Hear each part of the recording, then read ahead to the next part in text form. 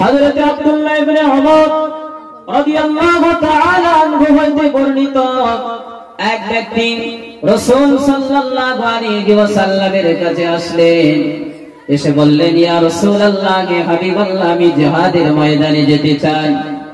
আল্লাহ নবী বললেন, ও সাহাবা, তোমার পিতা মাতা দুইজন বেঁচে আছে কিনা? তিনি বললেন, জি হ্যাঁ ইয়া রাসূলুল্লাহ, হে হাবিবাল্লাহ, আমার পিতা মাতা দুইজনেই বেঁচে আছে। আল্লাহ নবী বললেন, তোমার পিতা মাতার খেদমত করার মাধ্যমে, সেবা করার মাধ্যমে তুমি জিহাদ করো। তোমার পিতা মাতার খেদমত করলে মহান আল্লাহ পাক তোমার নামায় আমলে জিহাদের সওয়াব দিয়ে দেবে। বলুন না সুবহানাল্লাহ। তোমার পিতা মাতার খেদমত করো, সেবা করো। পিতা মাতার খেদমত করার মাধ্যমে, সেবা করার মাধ্যমে তুমি জিহাদ করো। তোমার পিতা মাতার খেদমত করবে, সেবা করবে, তাদের কথা তুমি মেনে চলবে, মহান আল্লাহ পাক খুশি হয়ে তোমার নামায় আমলে জিহাদের সওয়াব দেবে। সুবহানাল্লাহ।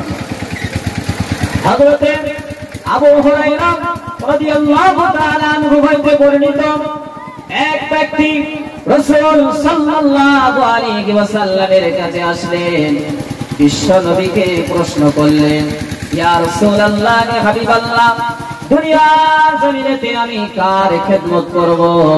ইয়া রাসূলুল্লাহ, হে হাবিবাল্লাহ, পৃথিবীর জমিনেতে মানুষের মাঝে ইয়া রাসূলুল্লাহ আমার কাছে সবচেয়ে ভালো আচরণ পাওয়ার যোগ্য কে? ইয়া রাসূলুল্লাহ, দুনিয়াতে আমি কার খেদমত করব?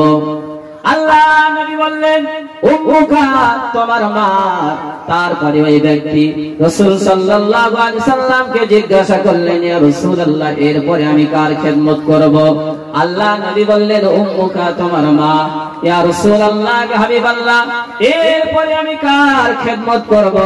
পৃথিবীতে মানুষের মাঝে সবচেয়ে ভালো আচরণ পাবে আমার কাছে কে?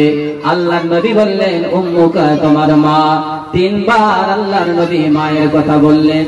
চতুর্থবার ওই ব্যক্তি রাসূল সাল্লাল্লাহু আলাইহি সাল্লামকে জিজ্ঞাসা করলেন, ইয়া রাসূলুল্লাহ, হে হাবিবাল্লাহ, এরপরে আমি কার খেদমত করব, সেবা করব? আল্লাহ নবী বললেন, আবুকা, তোমার বাবা। তিনবার আল্লাহ নবী মায়ের কথা কেন বললেন? তিনবার মায়ের কথা বলার কারণ হলো এই, মা পৃথিবীতে তিনটে এমন কষ্ট পায় যে তিনটি কষ্ট পৃথিবীর কোন বাবা কখনো পায় না। এক নম্বর হলো মা সন্তানকে পেটে ধারণ করার কষ্ট। দ্বিতীয় নম্বর হলো সন্তানের প্রসবের কষ্ট। তৃতীয় নম্বর হলো সন্তানের দুধ পান করার কষ্ট। পৃথিবীর কোন বাবা এই তিনটে কষ্ট কখনো পায় না। সেজন্য আল্লাহর নবী সাল্লাল্লাহু আলাইহি ওয়াসাল্লাম মায়ের মর্যাদা, মায়ের সম্মান 3 গুণ আল্লাহর নবী বাড়িয়ে দিলেন। বলুন না সুবহানাল্লাহ। নারে তাকবীর। তিনবার মায়ের খেদমত করার কথা বললেন আল্লাহর নবী। মায়ের সম্মান আল্লাহর নবী 3 গুণ বাড়িয়ে দিলেন। আল্লাহর নবী বললেন, কোন ব্যক্তি যদি তার পিতামাতার দিকে নেক নজরে একবার তাকায়, আল্লাহর নবী বললেন, কোন সন্তান যদি তার পিতামাতার দিকে একবার নেক নজরে তাকায়, মহান আল্লাহ পাক তার নামায় বলে একটা কবুল হজের সওয়াব দান করে। বলুন সুবহানাল্লাহ। আপনি 5 লাখ টাকা 7 লাখ টাকা খরচা করে ফরজ হজে গেলেন, 1 লাখ টাকা 1.5 লাখ টাকা খরচা করে উমরাতে গেলেন, আপনার ওই ফরজ হজ, আপনার ওই উমরাটা কবুল হবে কিনা পৃথিবীর কোন মানুষ গ্যারান্টি দিতে পারবে না। কিন্তু আল্লাহর নবী সাল্লাল্লাহু আলাইহি ওয়াসাল্লাম এই জিনিসটার গ্যারান্টি দিয়েছে।